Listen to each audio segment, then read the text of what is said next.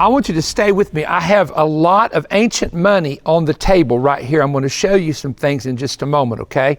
But I want to kind of focus on a subject, the ancient sign, and we're going to show you what that sign is, and America's money collapse. Now, I have been hearing two things for many years. Number one, that the economy would eventually collapse, and it would eventually cause the dollar or the American fiat money system to fail.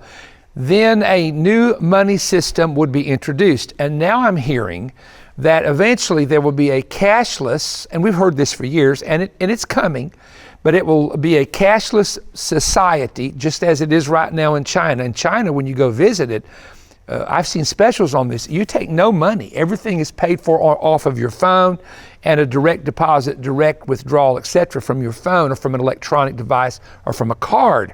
And one lady went over there with some Chinese money and couldn't buy anything at the store because they wouldn't accept it.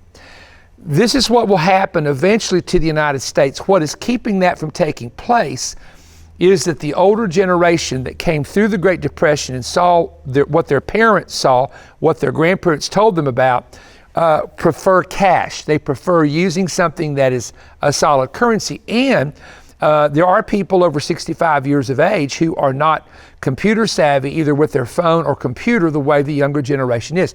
We were out eating the other day at a restaurant, a sushi restaurant, and I asked my son, I said, do you have any money I could borrow for a tip? He said, Dad, I don't carry money. I said, what do you do? He said, I pay by a debit card that goes directly out of the bank. My son literally doesn't carry cash on him. He uses cards. I'm the opposite. I have cash and cards. Having said that, I believe that history repeats itself. Now, one of the things that we have discovered in our study of America and the patterns of the ancient empires is America is patterned very much after the ancient Roman Empire. The Roman Empire was never actually overthrown by another army. All the other previous empires of prophecy had an army and a major nation or nations come against it and overthrow it. Rome collapsed from within. It collapsed because of corruption in the government. It collapsed because of high taxes that people could not afford to pay. And then it was eventually overrun by foreign nations that surrounded it, 10 Germanic tribes that came in and just overran the place and took it over. So there was a collapse of the Roman system.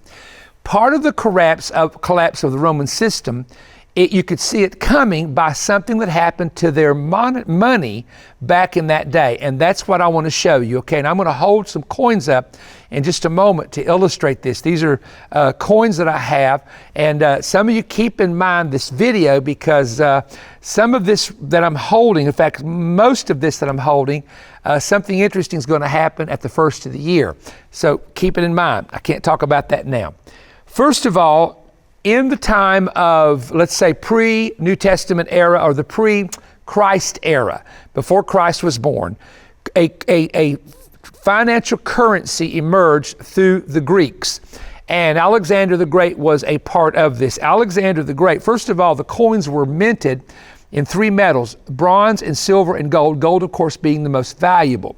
And the wealthy used the gold, and oftentimes the high-level soldiers were paid in gold. The others were paid in silver, the soldiers were paid in silver, and the common people used the brass. Now let me show you one. This is very old. This is an actual widow's mite, and you might not be able to see it good on your computer screen, but this is made of brass, it's made of bronze. It's very rare to find them centered. Most of them are off-centered when they were struck. They would struck several of them at one time. Then they would break them apart and separate them. And this was the type of coin, it is believed, that the woman in the New Testament gave 2 of these at the temple treasury. And Jesus said, she has given more than them all. So this was the common currency. Even in the day of Christ, there were different types of bronze coins that was used by the common people in the marketplaces. What eventually happened, however, is that the coinage began under a man named Alexander. Let me say this, I say under him. He began to mint coins, and coins were later also minted with his image on it. Now, this is a very nice coin with a picture, a portrait on it, not a picture.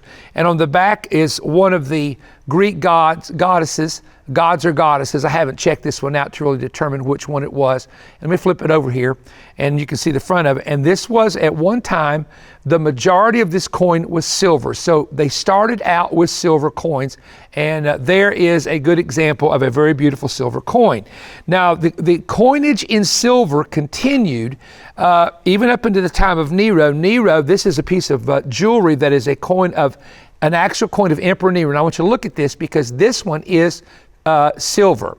And one of the things is that during the times of wars and battles, that they would go out, let's say the Roman Empire would go out to a country, overthrow it, and take it, and they would take the mines, the gold and silver mines, etc., and they would take that and they would be able to mint these type of valuable coins. Now, eventually, here's what began to happen, and this is where the story is going.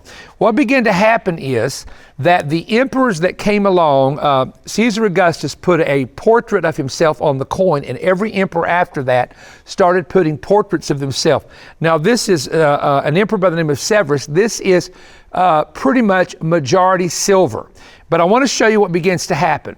You go for the 1st century, 2nd century, 3rd century, and by the time of the decline of the Roman Empire, they started what's called debasing their currency. Instead of making coins that were a majority of silver, they began to take a coin and put a mix in it and a substance in it, and then they did what was called a silver wash. Now, I can clearly see this if I compare it to the other coins, but this is a beautiful coin, but it has a silver wash on it. It is not pure silver. It's not even 50% silver. It's not even 25% silver, but that is a silver wash that is put on the coin. Let's look at that again on the back side. And it just doesn't have the shine, and it doesn't have the weight. One of the things I noticed when I first started collecting these coins is some of them were lighter than others, and I didn't understand this about the silver. Now, I'm getting to something about American money, and I want you to stay with me on this. All right, now, when the silver wash begins to wear off, this is what it looks like. And so this is a coin that the silver wash wore off of, and it's a coin like the one I held up, but that's how, if they're found in an excavation, many times they're found. You can see that that is a different type of metal. And we're not going to get into all the details of the mix and the metal and what that mix was. All right, now, what began to happen is economically, the Roman Empire spread itself too thin, trying to keep the peace, paying the soldiers. It's very parallel to what we see in the United States of America with the debt crisis that we're now in. Eventually, the Roman Empire collapsed. Now, what came out of the Roman Empire, now watch this, was the Byzantine Empire. Now, the Byzantines were a group of Christians that were in the area of Byzantium, or what would be Constantinople, in the area of Turkey. And they formed an empire that actually lasted for 1,000 years. They did something very interesting. They started making their coinage of very thin gold. Now, this is a necklace piece, but it's very, very thin. In fact, if you took one of their normal coins, you could probably bend it, okay? Because it's not mixed with anything. It's pure gold, but it's thin gold. Now, there is a Byzantine coin. So the Byzantines and the emperors of the Byzantine Empire minted their own coins, and many times they would put their portrait on it. Some of these are quite valuable and quite rare. There's one that has a portrait of Christ. It's very rare, very valuable, worth about $4,000 or $5,000. Okay, so the Byzantines went to gold, and then they had to start minting in silver, and then they started doing some in bronze, and eventually their empire collapsed as well and was overrun by the Islamic Ottoman Turkish Empire, and that was the end of the Byzantine Empire. So the debasement of money, meaning this, that the money has a specific value set because it has gold and it has silver, but then as you debase it away from gold and silver, the value will eventually go down, and that is a sign that the economy of a nation can be in trouble, and I'm talking historically now, as the debasement occurs. And every empire, let's say it this way, every empire that has used currency, metals in their coins, this has happened to. Now, in the United States, something began to happen at the time of the Civil War, and that was there was a division in the nation.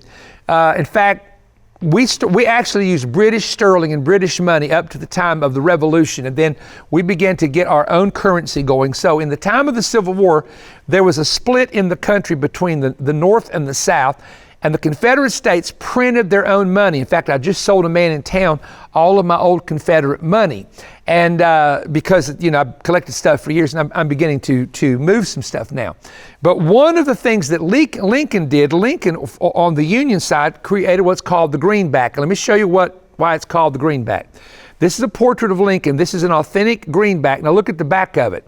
That is a greenback. Now, ever since Lincoln printed the greenback, the fiat paper money in the United States has had, in the early time especially, that color green connected with it. So it became established. Now, the Confederate money was eventually completely debased, where it was of no value. There we go again, the debasing of the currency. And then the American, when it got back together and the Union was united, Republic was united back together, then they came up with money, but they still had silver coins. And there was this enormous amount of silver. And here's a silver dollar from 1884. This is a Morgan silver dollar, the most popular silver dollar that was ever made. So silver dollars were minted, and these were carried around by people as currency, and it was $1 in silver. So then they developed a silver certificate. And I was going to bring one of those down, but many of you have already seen these. It's a fiat piece of paper money, and it says, to the bearer on demand, if you turn that paper into the bank, you get an ounce of silver for it.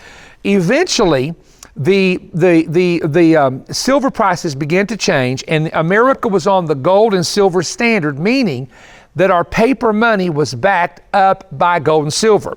We came off of the standard, and eventually the Federal Reserve was given the authority to print the paper money, and also the Treasury Department is given the authority to print coins. So they have printed an Eagle silver dollar for many years. It's very popular. Now, this has a large percentage. The majority of this coin is silver. Now watch what I'm going to show you. Now we're getting to, and I know this is longer than normal. This probably could have been a manifest telecast, to be honest with you.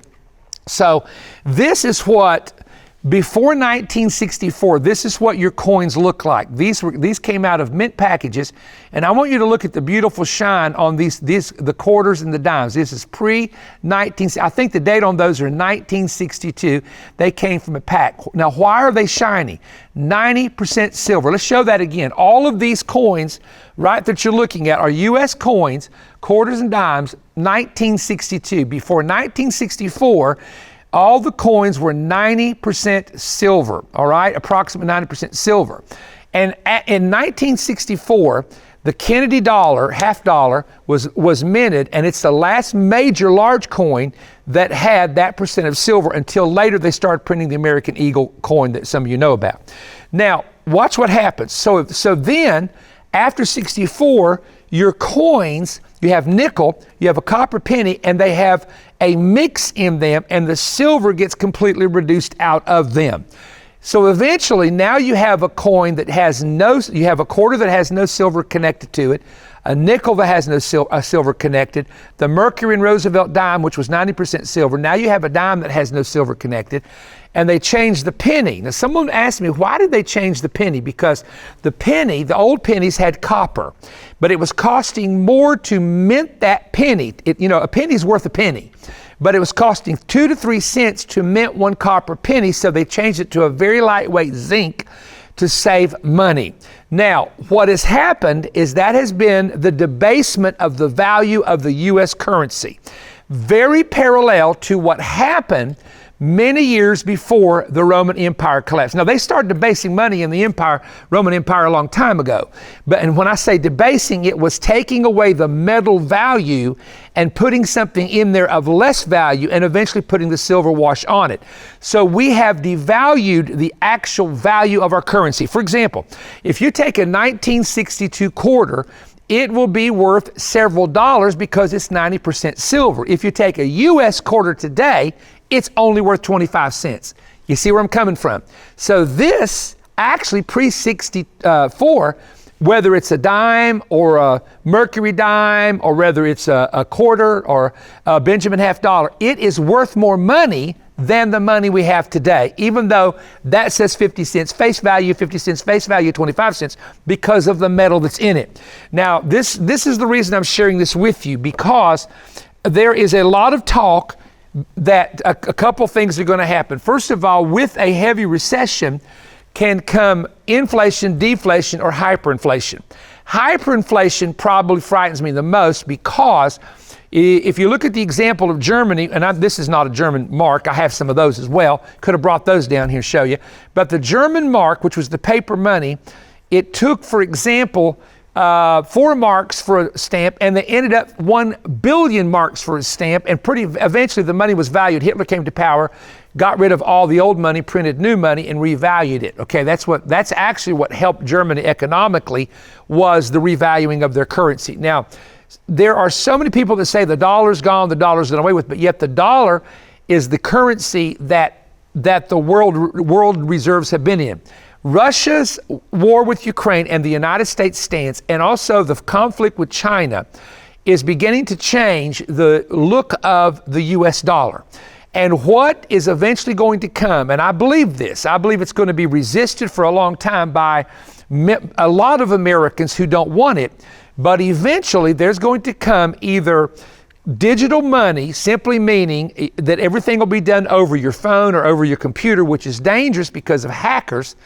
A professional hacker, these guys that are out there, they've stole Bitcoin, they've stole Dogecoin, whatever it's called, dog coin, cat coin, coin, I don't know. There's so many of them out there. So in other words, the hackers, that's the danger of having everything on your computer, on your phone, or on a computer server. But they're working on a Fed coin, or they're working on a non-coin, non-fiat money currency system in the United States. I believe one of the reasons that they're hiring 87,000 IRS agents, which that's beyond my comprehension, or what in the world is going on here. It's looking like a police state, to be quite honest with you, the United States is. But when you begin to look at what the globalists want, they want a one world currency, and the only way they can get it is, instead of having a fiat currency, is to have a digital currency that everybody uses, that everybody's on the same board, everybody's on the same level. There's not one higher, one lower. And the way that the present administration is moving, they are moving into that. So I don't know that we'll see that before 2024, this transition, but I do know they're working on the transition right now. And so I wanted to share that with you, that history is repeating itself, and how America started in 1964 to debasing their money the way that the Romans did many, many years before the economy completely collapsed and it was overtaken by foreigners. And as a matter of fact, speaking of foreigners, and I know that we're a melting pot, my family, great-great-grandparents came from Italy. I'm appreciative of all the people, the Italians, the Irish, the Hispanic brothers and sisters. So thank God that we're a melting pot. But I will tell you that some of the nations that don't like us are coming in and buying up our land. They're buying up our factories. We have a factory here in town, a huge paper factory that was shut down. Now, this is what I was just told, that the Chinese have bought outside, here in Cleveland, Tennessee, right outside of Cleveland, a big paper factory. And so foreign nations are buying the United States out. That's exactly what we see the parallel of in the Roman Empire, when the foreign tribes came into Italy and just really took it over. And that was the end of that. And then a whole new system was developed. So I believe that the things that we're seeing are very prophetic. I believe it's important that you stay informed. And I want to say you will be able to stay informed with the Perry Stone YouTube channel, and also by watching the Manifest telecast, and also going to perrystone.org to check out our resource information. And I do want to say to you, especially those of you who watch us on a consistent basis, we put up 3 videos a week on an average. And I need you to subscribe to the channel. Just hit the subscribe button and the bell. And I want to get our subscriptions up so that more people can hear. Now, the reason it helps is when you get to those numbers, that when people look up the YouTube channel, your videos will come up. And that's why it's important. That's why so many people identify with the need to do that. I want you to keep watching. We always have something very special available for you that can help you as a resource. So thank you for your time, but keep watching, and God bless you. Did you know that many people are inheriting their ancestors' demonic attacks? What is the root problem when you can win a public battle, but you keep losing your private struggles when no one is watching? How can you drive out of your life spirits of depression and cutting and mental thoughts of suicide? Is there a way to get your mind back when you feel like that you are, as David said, at wit's end? Are there cracks in your faith, this life full of continual physical, mental, emotional, and spiritual defeats?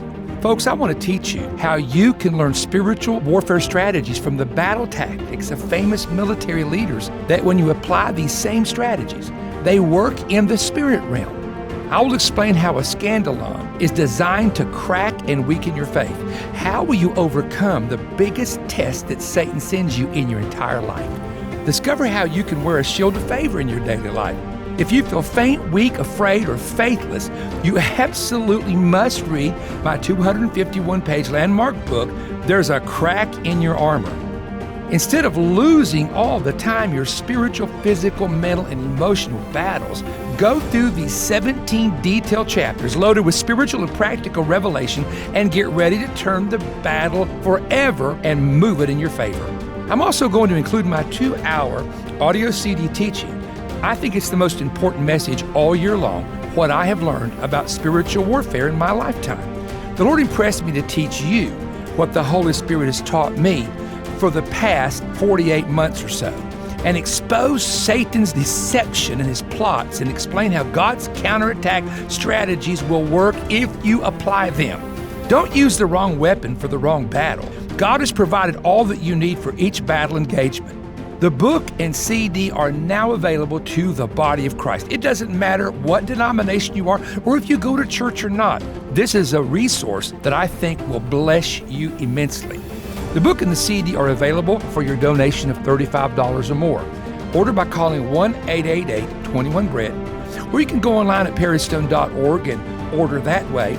Or if you would prefer to send it through the mail, you can send a check to Perry Stone Ministries, P.O. Box 3595, Cleveland, Tennessee 37320. This teaching and instruction is needed right now. I have never seen more people engaging in weird warfare and under mental assaults of the powers of the enemy. Folks, we have the weapons, we have the tools. God has given us the insight, and I want to take what I've learned 46 years of ministry, what He has taught me, and get it into your hands to help you be an overcomer. I'm looking forward to hearing from you. If you enjoyed this YouTube content, there's an important website you should know about, perrystone.org. Perrystone.org is an essential resource for the latest books, audiovisual presentations, and digital products from Perry Stone Ministries. Resources that cover the same kinds of topics discussed in the program you just watched. Stop in and see all that's available at perrystone.org.